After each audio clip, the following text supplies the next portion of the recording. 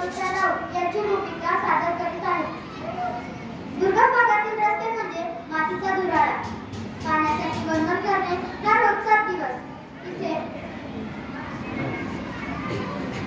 दुर्गम भागातील रस्ते म्हणजे मातीचा धुराळा.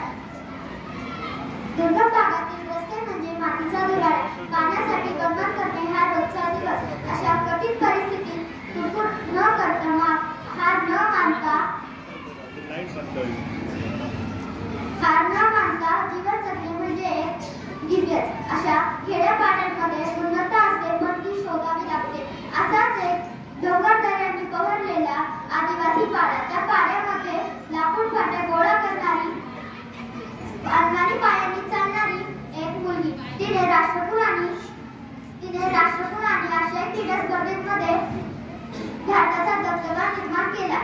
त्या धावपटूचे नाव आहे कविता राऊत आणि त्या पाड्याचे नाव आहे सावरपाडा.